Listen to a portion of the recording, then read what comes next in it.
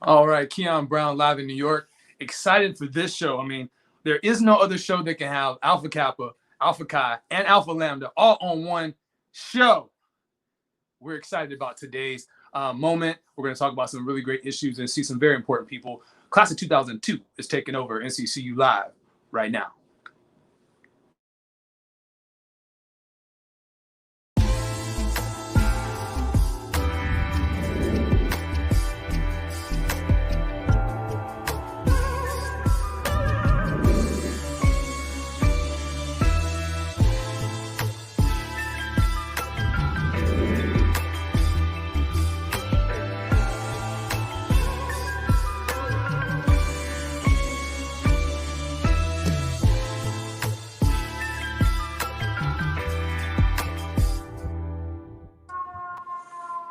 Good evening. My name is Keon Brown. This is NCCU Live.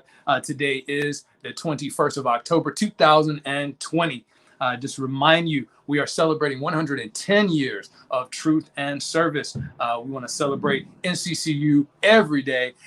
Take a picture, take a video, post it, and use the hashtag NCCU110. Come on, 110 years of truth and service. Also, follow us on Instagram, Eagles Alumni Network. Learn all about the stuff that we are doing. All right, how many days till voting? I don't know, 10, maybe 10, 2 weeks to go. We got to vote, people. Let's bring in our first guest. We're going to bring in everybody, of course. Let's start out with this jewel here. Come on, Dr. Shareefah Al-Uqda, how are you? I'm good. How are you? Thank you so much for having me. So glad to see you. I haven't seen you in years and years and years. Professor at Howard University, and of course a double Eagle, 2002 and 2004 licensed psychologist as well. How you doing? I'm doing well. I'm doing really well. What are you teaching over there at HU? Well, I am an associate professor in the counseling psychology program. So most of my classes center around teaching psychologists how to work with diverse populations. So I am currently teaching a supervision course as well as a micro counseling interview course. That's it. Come on. Well, I'm so glad to see you. Now, I want to bring in our friend. I thought you guys were like freaking frack back in the day. Batman and Robin. Yes. Can you give a quick intro to who we're about to see, the Madam President? Can you, real quick? We are going to see the NCCU president of 2001, I believe. And my best friend, Miss Stephanie D. Jackson. There you are. Hey, everyone. Stephanie, Madam President, former student body president, and crime fighter in the legal system. How you doing, Madam President? I am doing very well. So happy to be here with all of y'all. You know, we were road dogs back in the day. Yes, I usually am the youngest person in the room, so you know today is no different. Well, you have the most gray hairs. So. Facts. Stephanie, what you up to these days? So I am the supervisor of the violent crimes team in the public defender's office. I am a board certified specialist in state criminal law, and I've been doing that for about 15 years now. Woo. Come on. Well, this is a good call to be on for anybody that needs issues of law or issues of the mind. You can call these people. All right. They usually go hand in hand. So definitely. When they say defund the police, they don't really mean take money away. It just means reallocate. So you can have this person in the public defender and this person support you in areas of mental health. That's what it means, right? That's right. Well, let's bring in another doctor. Let's see if he's available. Stephanie, would you do the honors in introducing who's next? Are you sure? Give it a try. I would like to introduce Dr. Leroy L. Wray, one of my best friends in college, the person who I beat for student body president in 2001 and 2002. And Keon was the campaign manager for him as well. But we're all here. We're all still friends, loving Where's each other. Hey, Leroy. That's how we're gonna start the night off. We're gonna go there. You know you cheated. You cheated, just like other people that we know. So, No, she had an excellent campaign manager. no, I was behind the scenes. no. She stole my chicken at the last minute and got like 25 more votes, and that was the difference in the votes. So I would never leave that. It's okay. It's all right. It's all right. All right, It's fine. Dr. Wray. Good evening. Good evening. Thank you for being here on this very special 2002 edition. This squad goes way back. Dr. Wray, tell them a little bit about what you're up to in the field of education. I'm trying to be like Shareefah. Trying to be an associate professor, but I am a professor at UNCA, and I am in the director of recruitment and retention, and with a specific diversity. So looking at students of color and making sure that they can come to UNCA, because you know there's not too many people up in in Asheville that look like us. So that's my work, and I'm actually working with the governor also on a drive commission to continue to do that work also across the state of North Carolina. Excellent work. Excellent work. Well, let's jump into a couple of things. First and foremost, we want to get you ready for homecoming Fish Friday. We're doing Fish Friday, October 30th, 6 p.m. to 8 p.m. live right here, NCCU Live. We're going to be live. Hopefully, you guys will cook some fish wherever you are and watch our show. Hopefully, you'll submit a video too, because we want you to be a part of history. Send a video. Come on, 1 minute to 1.5 minutes. Okay, guys. My favorite moment in NCCU. I chose NCCU because, and it is important to vote. So do a video and send that in, guys. We want to hear from you and to see you on Fish Friday, October 30th. Let's go back to Eagles Vote 2020. Eagles Vote 2020. We're just a couple days away, really. We're about 10 days away. I want to hear from each of you. What are your thoughts on this election? What's coming up for you? Where are you at right now? Not necessarily your political affiliation or who you're voting for, but how important is this from your perspective and your professional judgment? What's coming up for you? Let's start with Stephanie Jackson, then we'll go to Shareefah and then Leroy. Stephanie? Yes, thank you. So I voted early this year. There were no lines a place that I went. I think it's so important for everyone to get out and vote, especially in local elections, because that's what affects policies. It affects money. It affects everything that we as Black people experience on a regular basis. So it's very important that, one, you're educated about who you're voting for, and two, that you actually go out and vote. So many people died and fought to give us that right to vote. And it's very important that we continue that tradition and continue fighting. And one way to fight is by voting. Excellent. Excellent. Thank you. Shareefah? I 100% agree. I'm in DC. It's not early voting yet. You could have mailed in absentee voting, but I just encourage everyone to go to vote 411. If you do not know the candidates running for your local election, they give you a sample ballot. You're able to click on every candidate that will be on the ballot and compare them for your local, maybe city council elections or sheriff elections or judge elections. All of these things are very important things that you want to take note on and vote on. There's a lot of people who are extremely stressed, who are extremely worried, and who are trying to fight to make sure that everyone, one, is able to vote, but then everyone's voice is equally heard when they are when they do vote. So take it seriously, inform yourself, and then vote. Thank you for that. Dr. Wray? I can't disagree with anything that they've said. Knowing Stephanie, you know, she's been pushing that since we met her, that we need to vote. Back in the Stone Ages, back that. So she's definitely been talking that talk a long time ago. And the impact that we do on the Dow balance is very important.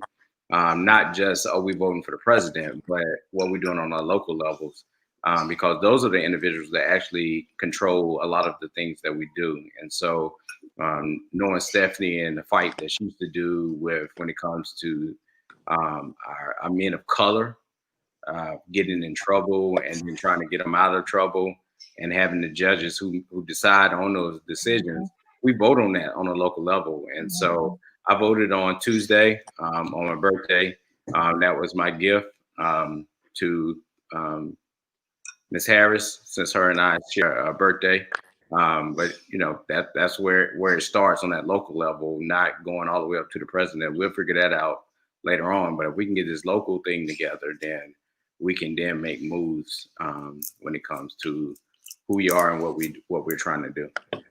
Indeed. Thank you for that. And thank you all for all the work that you're doing. This on another note, check this out. ESPN analyst Mark Jackson, former coach of the Golden State Warriors, over there repping NCCU, thanks to Lavelle Moulton. What you think about that, guys? It's a long way from when we were there. What do you think, Stephanie? I love that. And I love the story. I can't remember his name, but a young man who decided to go to Howard, I believe, to play football. He was like the #1 recruit, and how important it is for our people to support our schools. And once our people start supporting our schools, then the money follows. And we might as well make sure our schools are paid for. Our schools have the resources and the budgets to do that. So I definitely support that, and I love that. Shareefah, any thoughts? Keep it coming. I think, you know, if we can, maybe that can be something we begin to sponsor, beginning to send paraphernalia and NCCU gift bags to celebrities in the same way that they're branding.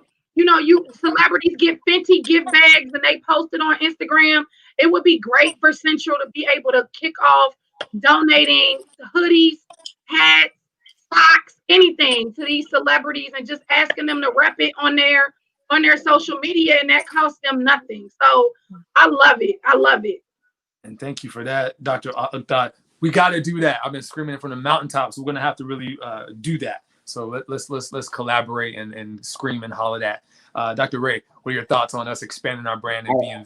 I think Coach Moulton has done a good job of recruiting across the nation. I know that there's all that conversation about maybe LeBron James' son coming to NCCU. That would be great. That would pack out every game. He can't be smoking on campus now. He can't be doing that. Okay. Come on now. All right, don't. He's not gonna do that. Hold on, let me pull cards out here now. He'll be fine. He'll be fine. Your card. He'll be fine. But no, I think that's great. I'm glad to see him doing that. I know that Chris Paul actually just graduated from Winston-Salem State, which is or is at Winston-Salem State. I don't know if he graduated, but he's at Winston-Salem State. But when he comes into the arena, he's wearing HBCU wear. He knew that he had to go to the school that he had to go to get, you know, what he had to do. But at the same time, he realized the other schools that kind of built his base. I think his grandparents went to Winston-Salem State, and that work that they did at Winston-Salem State. So I think this is good. I think Coach Moulton is doing an outstanding job. I'm surprised he's still at North Carolina Central University. I talked to him not too long ago. He did a favor for me with NCPTA, and I was surprised that he's still there, and I hope he continues to stay there. But he's building something that could be great if we can get some of those athletes, because they do stay for a year and then they leave. I mean, if we can get them in come, hey, we need that. We'll take 1 year of a great athlete. I mean, I was a great tennis player. I mean, but I didn't get recruited to play tennis, nowhere. But I'm just saying, these basketball and football players, you know what I'm saying? So, yeah, keep it moving. We were almost to a championship that year with tennis that year, huh? We were. We did move up into the thing. So, yeah, that was because of me and my skill set. Indeed. Well, and I talked to Lavelle was on the show, and I told him, I said, isn't it the pinnacle of your career to go back to your alma mater and win? And he said, absolutely. So I don't think he's going to leave until we get farther up in the national rankings, not just the first 16, but in there. I think he's going to stay until he gets You that. better start donating some money because money talk. I tell you, BS walk. I tell you right now. Give him the right salary. His salary is good now. I love NCCU, but this money looks real better. Okay. All right. Hey, I want to give a shout out. You're in Charlotte. I want to shout out some of the alumni who got together to feed the homeless recently. Yeah, we was out there. I didn't see Stephanie out there, but I was out there. Sunday, we was out there feeding the homeless in Charlotte, and so there was a good atmosphere. So we had a lot of individuals come out and individuals that came out to donate clothes, food, water, a lot of things, and it was great. They do that every weekend, and so that was good. We beat Winston-Salem, so that was good to beat another school, but it was great. It was a good thing. So it's part of the alumni. So I look forward to seeing Stephanie at the next one. Any response, Counselor? Well, I had an idea back in college to create a homeless shelter, and Dr. Leroy Wray was supposed to be a part of it. We're supposed to be a one-stop shop to educate everyone. I'm still working on that idea, by the way. And I help my community every day by helping poor people in court who can't afford to hire their own attorney, and they get competent counsel by me being there. So that's a part of my job. Thank you guys for all the work that you do. Thank you so much. Let's go to a couple other things. We have this segment called Black School Matters. Black School Matters. Let's talk about there's trending right now that there is an executive order that Trump, the president, may sign that may take away federal funding from HBCUs. What are your thoughts? You know, Trump has done more for Black people than any other president since Abraham Lincoln himself. What are your thoughts on potentially losing funding with one of these executive orders that he may do? We'll go with Dr. Ukda first. I didn't wear my NCCU gear, but my shirt says Black Professors Matter. And so I really, he likes to say a lot of things and then walk things back. So I really hope that that's just one of those, empty cans making a lot of noise in the wind type scenario.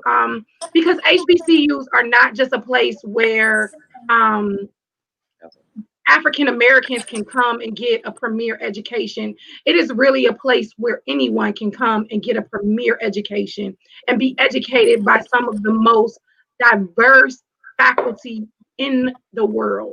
HBCUs trained, I'm a psychologist, trained lawyers, trained professors who are now going on and directing student enrollment, and our alumni continue to advance all of the morals and the ideals of the American dream. And so I really just would hope that Trump and anyone else who is one of his followers and supporters will recognize that historically Black colleges and universities are one of the better features of the educational landscape in America currently. And thank you for that. And this specifically, last month, Trump issued an executive order prohibiting federal funds from being awarded to agencies or contractors promoting racial or sexual stereotyping. And this objective is to reverse White House calls for the growing culture of blaming white people for much of America's social tension and systemic racism in industry and governance. So some kind of way that could fit into HBCUs being exclusively for Black people, which is a part of racism and exclusion. So that's where people are kind of bringing that in. Yeah, but I think it's a misnomer, right? Like no university can have, they're not segregated, one. And two, even in terms of racial diversity, implicit bias, cultural competence, these are all professional workshops that I work on, that I present to people. We understand that there are so many educational disparities. There are so many mental health disparities. And we recognize that those things can and are scientifically traced back to not only systemic racism and oppression, but also to individuals not understanding how to work with and deal with people outside of their culture, and for Black people specifically having to manage and navigate and live with being in a system that can be oppressive, that is oppressive at times, while they are Black and or woman and or of a different sexual orientation. And all of these things we need to figure out how to work with on a systemic level and on an individual level. And so I think that one, stopping funding for programs that address those things is just ridiculous. Two, thinking that HBCUs contribute to those type of things are also, just far-fetched. Thank you for that. Stephanie, what are your thoughts from your perspective and what you're up to as well? Well, I'll say, well said, Shareefah. Like, you've covered all the bases. But I would just say, just in my job as an attorney, there are so many attorneys who graduated from North Carolina Central University School of Law. There are so many judges who graduated from there. And even in Charlotte and Durham, the number of judges and attorneys who graduated from NCCU School of Law is numerous. And so you can't discount that education. But this has been around for years and years and years. When we were in college, they were talking about cutting funding for HBCUs. And I'm sure it's been going on way before that. So this is a historical thing that's been happening as a threat to our, education and our ability to provide the necessary resources for our people. But we don't exclude anyone. Everyone is welcome to come to an HBCU. And so I think that, especially in North Carolina, most of the funding comes from the state budget and state resources. So that would not be possible, I think, in North Carolina, but maybe in some other states and some other private institutions it may happen. But I don't think that Trump will be moving forward in 2021. Thank you for that. I think that's so interesting how, HBCUs were founded because Black people couldn't go to majority institutions. And then once they created the Black university, the historically Black universities, it's open to all and there's no discrimination on who can come. That's so interesting. But I think that is the culture of Black people. We're we're open as people. And that's not really the experience that we have experienced in our world. Does that make sense? So interesting. Dr. Wray, did you want to respond? So I respond, I think Shareefah and Stephanie kind of knocked it out. Shareefah. Shareefah. Shareefah, sorry. Look, I get my names wrong, Lord. I got so many names. My bad. Don't. This is gonna be published on somebody. I'm gonna put Dr. Al-Uqda's name on the screen again. Shareefah Al-Uqda. Doctor. Doctor. Don't get me mistaken. No, because I go back. I think everything that he said was on point. And the one thing that I always go back to when we talk about this is people of the African descent came to America and had to change their culture. I had to change my culture. My parents, great-parents, great-great-great-parents had to change their culture based off of what was put in front of them. So they didn't have no choice about that. Like, they have no choice about that. They had to change their culture, change their religion, change how they dress, change how they talk, change how they learn to read. And so I think with the opportunity that we have at this point in time, I don't want anyone part of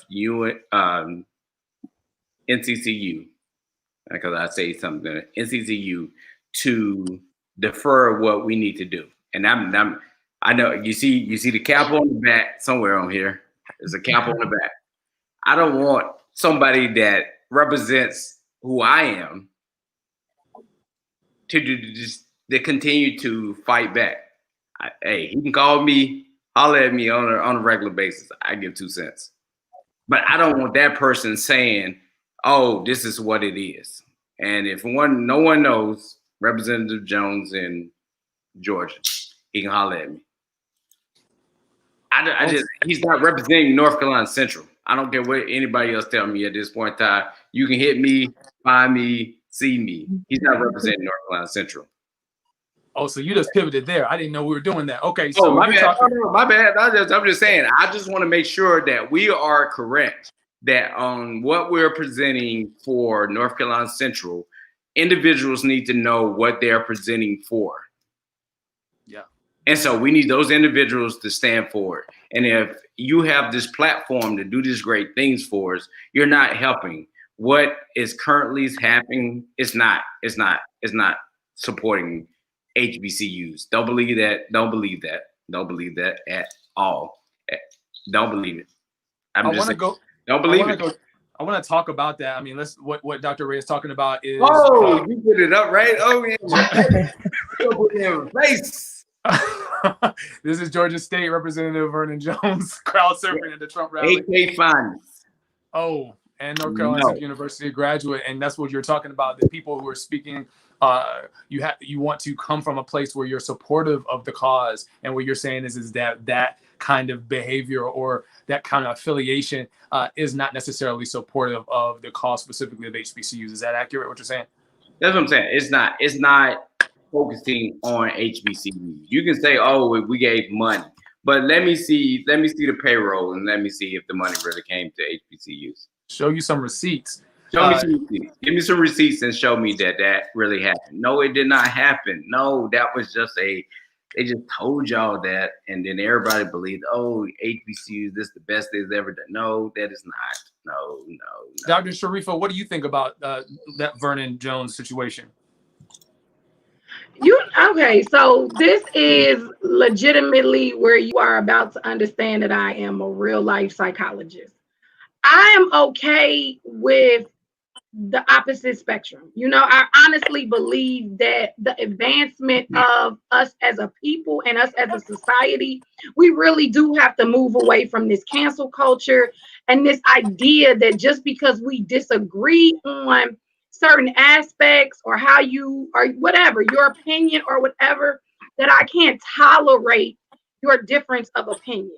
Now, there are some things that I do not want to tolerate, right? Like I'm not going to be tolerating laws that are oppressive, laws that are demeaning, laws that victimize myself and other people who look like me or other people who may also be in a minority status. But if you graduated from NCCU and you are a Black Republican and there's something about the Trump agenda that you support, okay, that's fine. I disagree wholeheartedly. I think you are on the wrong side of present day and history, but I don't have to counsel you. I don't have to disown you. You just might need to go back to another class and read another great book that we have at the university. But that is how I sort of approach it. We can have a difference of maybe I said that wrong.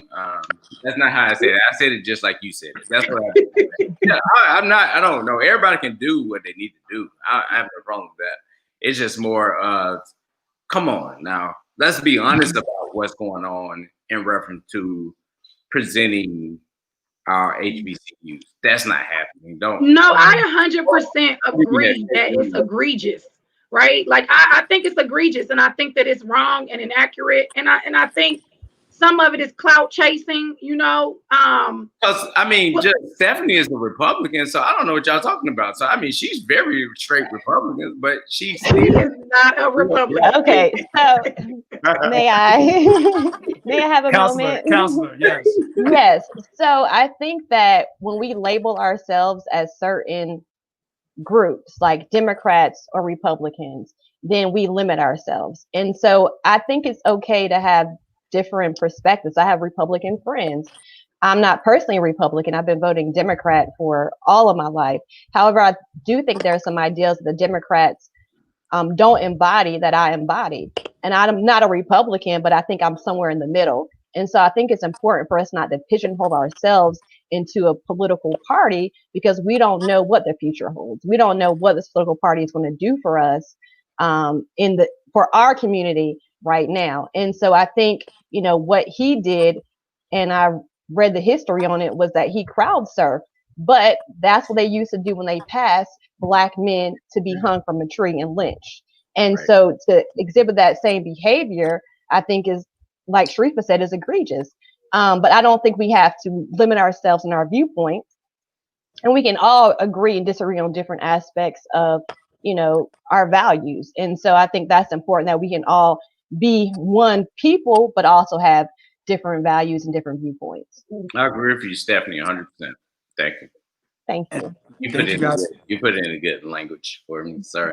You're welcome. Thank you for that conversation. I'm grateful that we're able to talk about it. I know last time when you spoke at the RNC, it was a backlash on some of our networks because people think that we should just kind of not talk about it and not think about it. No, we need to talk about it, because I think you need to bring him on the show. You should bring him on your show. The invitation has been put out. Trust me. Put him on your show and let him talk about it. Maybe, you might be able to get that through before me, brother. He ain't gonna talk to me. Alpha Kappa. Look, so we're winding down, team. I didn't get to ask y'all how NCCU found you. I know that Leroy, you may have to jump off. How did NCCU find you, Leroy, and your final thoughts for tonight? How did NCCU find you, and what are your final thoughts for the night? Well, I thought it was gonna be the next Michael Jordan, and then my doctor told me that I wasn't growing any taller. I do have the bald head like Michael Jordan, but my doctor said you weren't growing anymore. So Tennessee Temple came, and then went there, and that wasn't gonna work out either. And through a couple programs, I ended up at NCCU, and I would never change it ever at this point in time. I took a class, and I ended up becoming a tennis player. Played with Stephanie's sister for 1 year, and so NCCU found me. I didn't find them; they found me. I thought it was gonna be a basketball player, but that didn't change. Coach Jackson, I tried out with Coach Jackson's team, played out well that day. I thought it was the best game I've ever played. For those who were there on that game that I played, and it just didn't work out. So, but NCCU found me, and then I found Stephanie. Stephanie found me. We got some ice cream. We ran against each other. She beat me. But that's my homie to this day. So I can't complain. And then I found you, Keon. You know what I'm saying? Look, everybody don't know Keon was my roommate. Oh, Keon was my roommate. So yeah, you don't want to talk about that. Keon was my roommate. Yep. Yeah. Leroy was my early orientation, counselor, EOP. EOP. And Stephanie was SGA president my second year, and I was her PR director, calling Hair Suite to do her appointments. It wasn't a Hair Suite. It was it was called something else. Yeah, she made all my hair appointments. Take it off in a few seconds. Yeah, they call Here we go. I want to hear the rest of everybody's story. So how did NCCU find you, Stephanie? And what are your final thoughts? So I thought I was going to be in the military. I was in JRTC in high school, and I had a full ride to the Army, USMA. And when I got there, I realized I did not like it. I didn't like to be told what to do or what to wear or how to do it. And so I said I was going to just sit home a semester and, figure out what I was going to do next. But my sister was there, Stacy, and my other sister was there, Cara. And so they packed up my bags, packed up my stuff, and they took me to Central. They did everything that needed to be done in order to get into Central. They registered me for my classes, got everything in place for me, and took me there. And that was the best decision that somebody else made for me. And I loved it. I loved it. And my first semester there, I met Miss Shareefah and we were wearing the same color sweater. And we talked and we became friends and eventually became Batman and Robin. And then Leroy came next at EOP. And then Keon, you somehow jumped in there. But Keon, I saw your last episode where you talked about how you used to skip the lines of the parties. That was because of me. You were VIP because of me. It was because of me. No. Thank you all. I love you guys. I'm so happy to have all of you in one place. I miss you and so happy to be here. Thank you, Keon, for organizing this. Yes. Shareefah, you go last. How did NCCU find you? It was the men. I went on an HBCU tour from Cincinnati, Ohio, And all my high school friends, we came, and I'll never forget. I don't know who this brother is. About time I came, he was gone. But our tour guide name was Shucky Ducky. And I don't know who this brother is, but I will tell you that at lunch that day, we was like, yeah, Shucky Ducky Quack Quack. Like, because the comedian was out there was not. And I was like, I'm definitely applying to Central. So that's what I did. I definitely applied, and Central was the first school. I got 3 letters in the mail from Central. I got my acceptance letter, my admission to the honors program, and my letter for a full ride. And so I told my mom, I said, I'm going to Central. If I wanted to go to Howard, where I now work for for grad school. And my mom said, well, Central gave you your full ride. So if Howard doesn't give you a full ride, you definitely have to go to Central. So I said, okay. Howard only tried to give me tuition. They was just giving me tuition. They wouldn't give me fees and residence.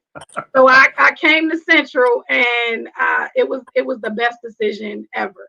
I have so many great friends, so many great memories, and I learned so much, and it has done everything I needed for it to do in order for my career, in order for my sense of self, in order for my family, and in order for their future as well. I love it. And Keon, again, thank you so much. We are so proud of the man that you are, because yes, we remember you making those hair appointments, and you did a great job then, and you're doing a great job now. So yes, Keon. Look so at proud me of now. you. Look at you now. look at you now. You look like the oldest person in the room, so that way. It's not stress. It's all hereditary. It's all natural. You know what I'm saying? Well, I'm gonna leave it I would there. prefer that. I'm not gonna be that. I'll be all white before I'm that, brother. Look, thank y'all for being here. Good friends of mine. We want to thank our team here, Dr. Shareefah Al-Uqda, Stephanie Jackson, and Dr. Leroy Wray. Shareefah, I'm sorry to mess up your name. I don't know what I was calling you, Shareefah. I don't know what I was calling you. That's all right, Leroy. It's all right. I love you. Hey, man, I need to come and get a job up at Howard. Let me get a job up there. For all you alumni that are watching, go join the NCCU Alumni Association. Visit nccu alumni.org and make a recurring gift to the university. eaglesgive.com, and go ahead and go to nccu.edu. Brand new website, beautiful, and they're trying to sell out the stadium for homecoming. So please, whatever you would have paid to go get, do all the stuff for homecoming, think about making a recurring gift. Or we're selling it out. We're selling it out. Sell it out.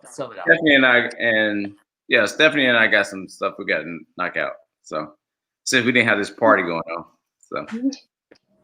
All right, people. Thank y'all for watching. Remember, Eagle is no common, ordinary, barnyard fowl. Have a great night, and we'll see you next week on NCCU Live. Yes, sir. Thank y'all.